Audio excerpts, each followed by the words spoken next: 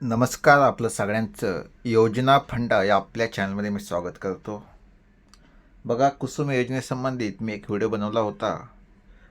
त्या संबंधात अनेक कमेंट या ठिकाणी आल्या आणि अनेकांनी सांगितलं की ज्या पात्रता आहेत त्या संबंधित एक स्पेशल व्हिडिओ घेऊन या. आणि अनेकांना कन्फ्यूज झालं की नेमकं पात्रता काय आहेत, आम्ही कसा लाभ घेऊ शकतो. त्यासाठी मी विचार केला की फक्त आपण एखादा व्हिडिओ म्हणजे एखादी योजनेमध्ये आपण बनवला, पण पात्रतेवर स्पेशल व्हिडिओ बनवायचा. म्हणजे शेतकऱ्याला असेल किंवा जो काही ते लाभधारक व्यक्ती असेल त्याला त्या संबंधित महत्त्वाचं कळेल की नेमकं आपण यासाठी क्वालिफाय आहोत की नाही. आणि त्या संबंधात मी हा व्हिडिओ बनवलेला आहे. तर आपला व्हिडिओ शेवटपर्यंत बघा. आणि सगळ्या शेतकरी बांधवांना माझी विनंती आहे की आपलं चॅनल योजना फंडा हे सबस्क्राईब करा बघा. म्हणजे पुढची जी काही व्हिडिओ आपण बनवू तो व्हिडिओ तुम्हाला बघायला भेटेल. आणि शेवटपर्यंत व्हिडिओ बघत चला आणि आपलं व्हिडिओ शेअर करा. कारण चांगली माहिती शेअर करणं आपलं माणूस म्हणून प्रत्येकाचं कर्तव्य असतं आणि ते आपण सगळ्यांनी मिळून बजावलं पाहिजे. चांगली विचारधारा आपण या ठिकाणी समाजामध्ये रुजवली पाहिजे, हे आपलं प्रत्येकाचं कर्तव्य आहे.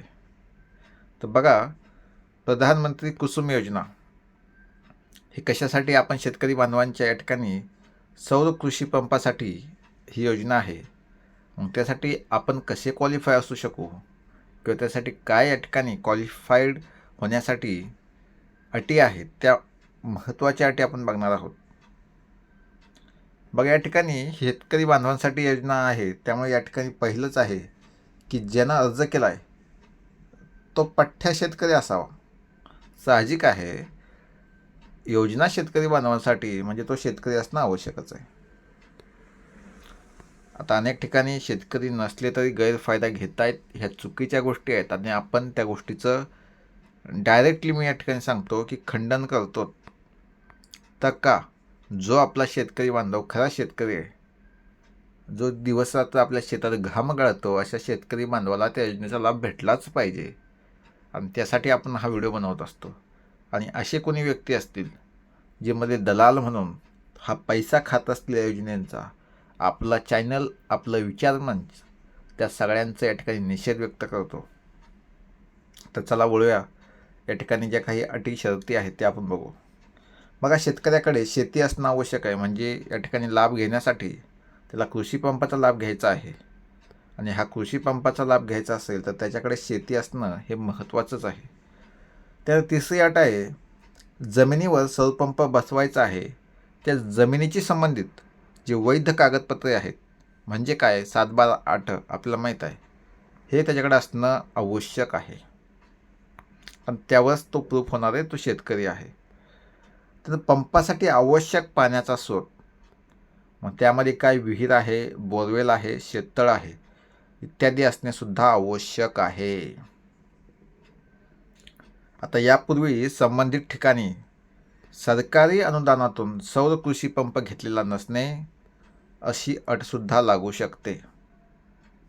बघा, या ठिकाणी ही गोष्ट लक्षात घ्या, संबंधित ठिकाणी सरकारी अनुदानातून म्हणजे याच्या अगोदर कोणताही सौर कृषी पंप घेतलेला नाही ही अट असेल तर त्या हिशोबानं ती प्रूफ करणं महत्त्वाचं आहे आपल्या शेतकरी बांधवांना.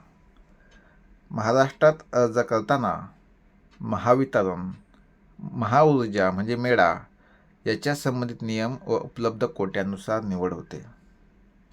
हा कोटा आवश्यक असतो. त्यानंतर लहान व अल्पभूधारक शेतकरी, पाणी टंचाईग्रस्त, दुर्गम भागातील शेतकरी यांना काही प्राधान्य निकष लागू होऊ शकतात. म्हणजे काय याच्यात सांगायचं लक्षात घ्या माझ्या शेतकरी बांधवांनो, की लहान व अल्पभूधारक शेतकरी, काही शेतकऱ्यांची जमीन जास्त असते, काहींकडे पाणी कमी असतं, काही दुर्गम भागातील म्हणजे दुष्काळ भागातील त्या ठिकाणी नियम हे शिथिल असतात. म्हणजे काय, तर नियमामध्ये जी अटी, समजा एखाद्या ठिकाणी 50% असेल तर त्या ठिकाणी 40% डॉक्युमेंट असणं महत्त्वाचं आहे. काही ठिकाणी ही अट आहे तर त्या ठिकाणी ही अट नसते. म्हणजे काय आहे, तर शिथिल नियम, एकदम काही कमी डॉक्युमेंटमध्येच त्या ठिकाणी पात्र होऊ शकता, अशी या ठिकाणी गोष्टी आहेत. असं या प्रकारे ह्या पात्रता तुम्ही म्हणजे शेतकरी असाल, हे डॉक्युमेंट तुमच्याकडे असतील, त्यासोबत कोणत्याही योजनेसाठी महत्त्वाचं मी माझ्यापर्यंत सांगतो. बघा आता याच्यासोबत डॉक्युमेंट सांगणं महत्त्वाचं आहे म्हणून सांगतो. पहिलं आहे आधार कार्ड असणं महत्त्वाचं आहे. दुसरं तुमचं बँक पासबुक. आता हे दोन्हीचं एक सांगतो. हे दोन्हीही तुमचा मोबाईल नंबर, बघा ह्या दोन्हींना तुमचा मोबाईल नंबर लिंक असणं महत्त्वाचं आहे. ऑनलाईन लिंक तुमच्या आधारशी आणि त्यासोबत तुमच्या बँकेशी तुमचा मोबाईल नंबर लिंक असणंही महत्त्वाचं आहे. कारण तुमची प्रत्येक घडामोड या मोबाईलद्वारे घडत असते आणि तुम्हाला मेसेज येऊन ती अपडेट तुम्हाला या मोबाईलमध्ये कळत असते. त्याच दृष्टीनं आपल्या शेतकरी बांधवांना विनंती आहे की बाबा हो, तुम्ही अजूनही तुमचा मोबाईल हा लिंक केला नसेल, आधारशी असेल किंवा बँकेशी, तर लगेच करून घ्या. कारण KYC म्हणजे काय, तर हेच KYC म्हणजे वेगळं काहीच नाही आहे. लक्षात घ्या, KYCमध्ये हेच चालू आहे. अनेकांनी अजून आपले मोबाईल नंबरच या ठिकाणी लिंक केले नाहीत आणि त्यामुळे अनेक अडचणी त्यांना येत आहेत. म्हणजे या ठिकाणी शेतकरी बांधवांना जी काही योजना मंजूर होत आहेत, समजा अपडेट होत असताना पुढची काय प्रोसेस आहे हे कळतच नाही. तुम्ही OTP टाकताय, OTP येतोय सुद्धा, अनेकांना असा प्रॉब्लेम होतो आहे.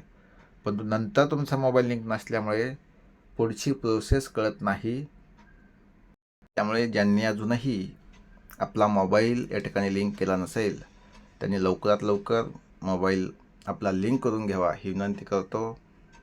आणि काही अडचण असेल कोणत्याही योजनेविषयी, म्हणजे विद्यार्थ्यांची योजना असेल, आपल्या अनाथ मुलांची योजना असेल, त्या ठिकाणी आपले जे काही विकलांग बांधव आहेत, दिव्यांग बांधव आहेत, त्यांची योजना असेल, कोणत्या अनुसूचित जमाती जातीमधील बांधव असतील त्यांची योजना असेल, आदिवासी बांधवांची योजना असेल, शेतकरी बांधवांच्या योजना असतील, कोणत्याही योजनेसंबंधित कोणताही प्रश्न असेल, तुम्ही या ठिकाणी कमेंटमध्ये विचारा.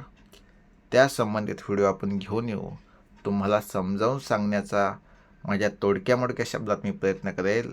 अजूनही ज्यांनी आपलं चॅनल सबस्क्राईब केलं नाही, सबस्क्राईब करा आणि आपला व्हिडिओ हा जास्तीत जास्त लोकांपर्यंत म्हणजे आपल्या शेतकरी बांधवांपर्यंत पोहोचला पाहिजे यासाठी प्रयत्न करा. जय हिंद,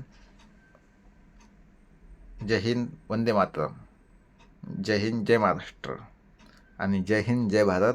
आणि सगळ्यांना उद्या म्हणजेच 15 ऑगस्ट आपला स्वातंत्र्य दिन आहे, त्याच्यासुद्धा मी आत्ताच शुभेच्छा देतो.